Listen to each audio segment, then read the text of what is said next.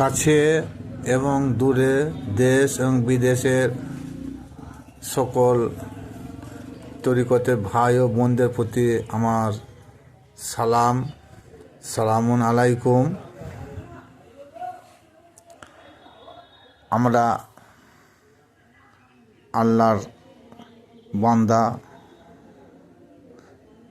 আল্লাহর বান্দা হয়ে এসেছি, কিন্তু আল্লাহর বান্দা হয়ে যে আল্লাহ পাক রব্বুল আলামিন তিনি আমাদের পাঠিয়েছেন বান্দা করে ইবাদত বন্দেগী করার জন্য। এটা সূরা জারিয়াতে 56 নম্বর আয়াতে যথেষ্ট প্রমাণ রয়েছে। এবার নামাজ, রোজা, হজ, যাকাত এগুলো হচ্ছে ইসলামের একটা বিধান। কলমা, নামাজ, রোজা, হজ, যাকাত এটা হচ্ছে ইসলামের একটা বিধান। এই বিধানের মধ্যে ফরজ নামাজ আল্লাহর এটা হুকুম, এটা অতি অবশ্যই আমাদেরকে পালন করতে হয়। তা কোরআন শরীফে এবং হাদিসেও বটে যে নামাজের মধ্যে আল্লাহর নৈকট্য লাভ করা যায় এরকম কোনো একটা আয়াত সমগ্র কোরআন শরীফে তো নাই, হাদিসেও পাওয়া যায় না। আবার যদি কেউ বলি থাকে সেটা মন করা বলবে। কিন্তু হাদিস কুদসিতে আল্লাহ বলেন যে অতিরিক্ত নফল ইবাদত বন্দেগী করবে তখন তার হাত আমার হাত, তার পা আমার পা, তার জবান আমার জবান, তার চোখ আমার চোখ, এক কথায় তার পঞ্চ ইন্দ্রিয় তখন আমার হয়ে যায়। সুতরাং সে যে মুখে কথা বলে তখন সে আমার মুখে কথা বলে, সে যে পায়ে চলে সে তখন নিজের পায়ে চলে না, সেটা আমার পায়ে চলে, সে যে হাতে কর্ম করে সে হাতটা তখন আমার হাতে হয়ে যায়, যে চোখে দেখে সে চোখটা তখন আমার চোখ হয়ে যায়, যে জবানে কথা বলে সে জবানটা আমার হয়ে যায়। বলেন সুবহানাল্লাহ। তাহলে আর এই অত্যাধিক নফল ইবাদতের মাধ্যমে আল্লাহর সঙ্গে বান্দা একাকার হয়ে যায়। তাহলে এই নফল নামাজের মধ্যে আল্লাহর নৈকট্য লাভ করা যায়। কিন্তু ফরজ, ওয়াজিব, সুন্নত, বেতের এইসব যা যেগুলো রয়েছে এদের মধ্যে আল্লাহ কখনো বলে নাই যে আমার নৈকট্য লাভ করা যায়। কিন্তু কি বলেছেন, যারা অত্যাধিক নফল ইবাদতে মগ্ন থাকবে সেই নফল ইবাদতের মাধ্যমে আল্লাহ নৈকট্য লাভ করা যায়। কারণ আল্লাহর হাত, তার চোখ, আল্লাহর চোখ, তার পা, আল্লাহর পা, তার জবান, আল্লাহর জবান দুটো এক হয়ে যায়, তাহলে এইটাই তো নৈকট্যের প্রথম ধাপ। এবার আসুন, সেই নফল ইবাদতটা হচ্ছে হাদিস শরীফে এসেছে, ওলামারা বলে থাকেন আফজালুল ইবাদাতি তালাওয়াতে কোরআন। তাহলে যত নফল ইবাদত আছে তার থেকে তেলাওয়াতে কোরআন হলো শ্রেষ্ঠ ইবাদত নফলের মধ্যে। এবার নিশ্চয়ই আমরা ছোট থেকে শুনে আসছেন, আজও শুনছেন, কিন্তু আমাকে ভাবতে হবে যে এটা তো হাদিস শরীফের কথা, কোরআন শরীফের বিপক্ষে কিছু কথা বলেছে কি না জানতে হবে, না কোরআন শরীফ একে সমর্থন করেছে সেটাও জানতে হবে। আমরা শুনিয়ে আসছি যে যত নফল ইবাদত আছে তার থেকে সব থেকে কোরআন পড়া হচ্ছে সব থেকে উত্তম ইবাদত। আজ পর্যন্ত বড় বড় ইসলামিক স্কলাররা, হাফেজ কারির, মৌলানা, মুফতি, মুহাদ্দিসরা বলেই আসছেন। কিন্তু আমি একটা ছোট্ট কোরআন আয়াত আপনাদের সম্মুখে তুলে ধরছি। দেখুন, আফজালুল ইবাদতি তেলাওয়াতে কোরআন এর বিপক্ষে কোরআনে আয়াত আছে কি না।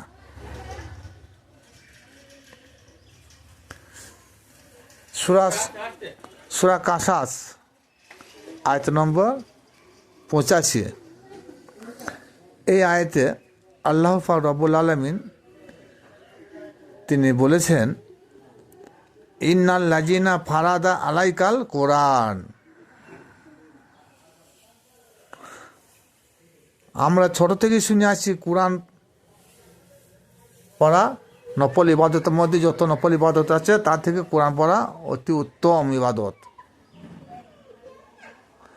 কিন্তু দেখুন কোরআন কি বলল, ইন্নাল লাজিনা ফারাদা আলাইকাল কোরআন, নিশ্চয় আমি তোমাদের উপরে কোরআন তেলাওয়াত করা ফরজ করে দিলাম। এটা আপনারা আজ পর্যন্ত কেউ শুনেন নাই, হয়তো কেউ হয়তো শুনে থাকেন। এখন তো ইন্টারনেটের যুগ। যখন এই বনি ইসরায়েলের এই সূরা কাসাসের 85 নম্বর আয়াতটা দেখলাম, বেশ কিছুক্ষণ ভাবলাম, তাই তো ছোট থেকে শুনে আসছি যে কোরআন পড়া নফল ইবাদত, কিন্তু কোরআন আল্লাহ পাক বলছে কোরআন হচ্ছে ফারাদা আলাইকাল কোরআন, তোমাদের জন্যে তোমাদের উপর কোরআনকে আমি ফরজ করে দিলাম। আর সেই কোরআন বর্তমান আলেমরা আমাদেরকে ছোট থেকে শুনিয়ে এলো যে ইহা নফল। এই ধরনের কত ভুল রয়েছে।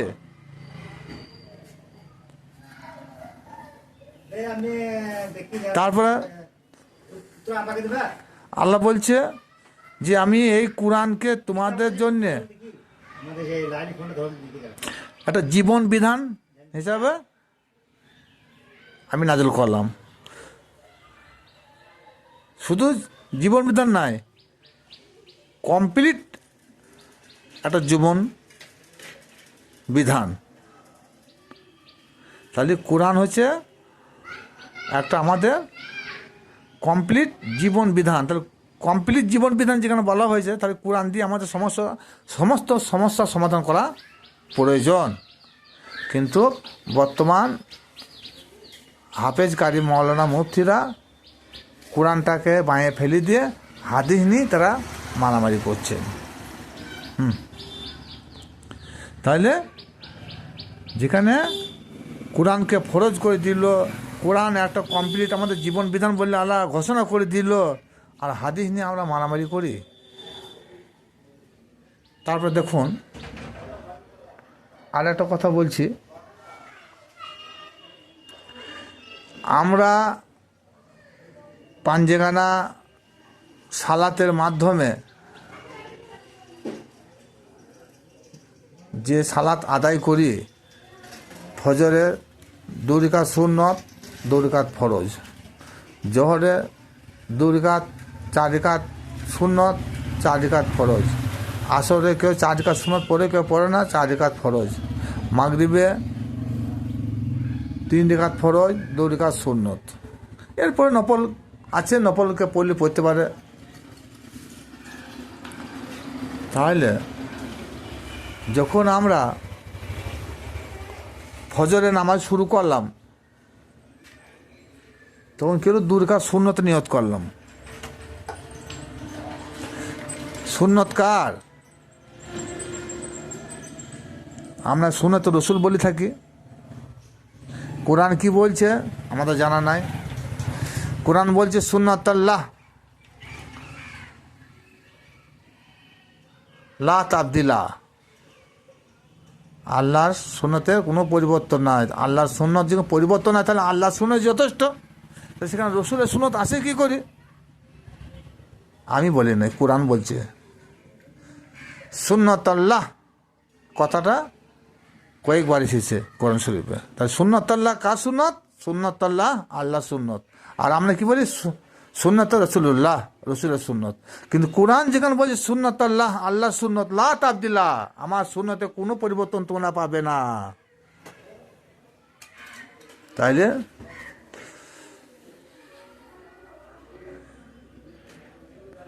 এ বিষয় হলো সুন্নত যদি তাই হলো, তো সেই সুন্নত নামাজ পড়ি আস্তি কেউ পড়ে, কেউ মনে মনে পড়ে। কিন্তু কোনটা ঠিক? যে মনে মনে পড়ে, আমরা সবাই জানি সুন্নত নামাজ মনে মনেই পড়তে হয়।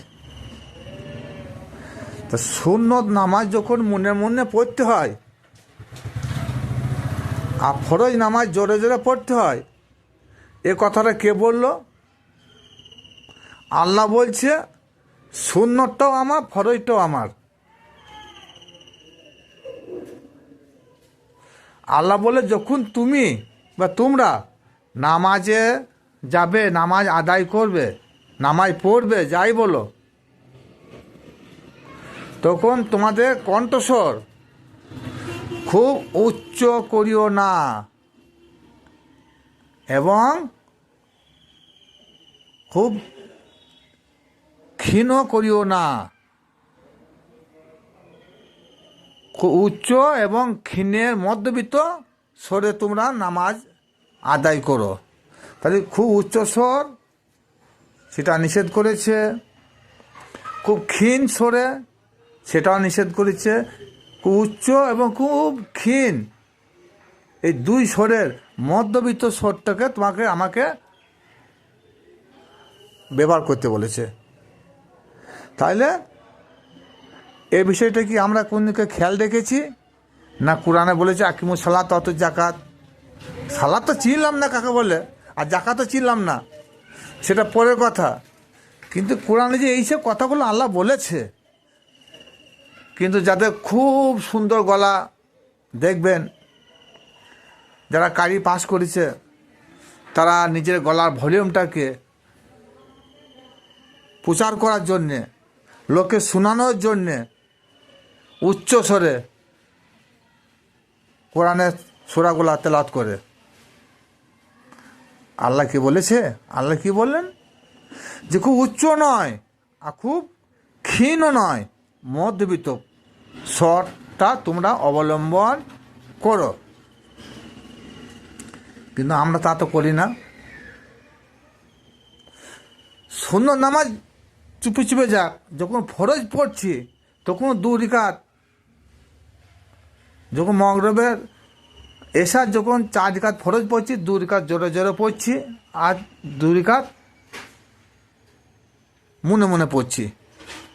সে মনে মনে শব্দটাও কেউ শুনতে পায় না। তাহলে এটা হলো আল্লাহ কোরআনের বিরুদ্ধে।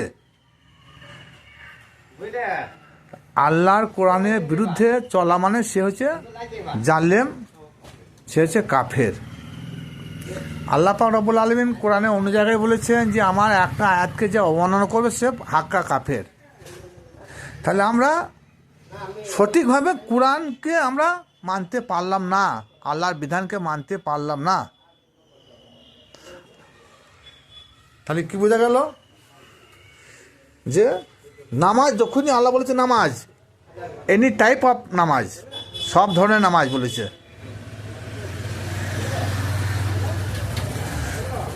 যখনই তোমরা সালাত করবে, হ্যাঁ, তখনই তোমাদের গলার স্বরটা যেন মধ্যবিত্ত স্বরে হয়, উচ্চ নয়, খুব ক্ষীণ গতিতে নয়, বা মনে মনেও নয়। আর কোরআনকে আমরা যেন নফল ইবাদত, কোরআন পড়াকে, কোরআন তেলাওয়াত করাকে যেন আমরা নফল ইবাদত না ভাবি। কোরআন তেলাওয়াত করা ফরজে আইন, এটা সূরা কাসাসে 85 নম্বর আয়াতে আল্লাহর ঘোষণা। আর একটা কথা,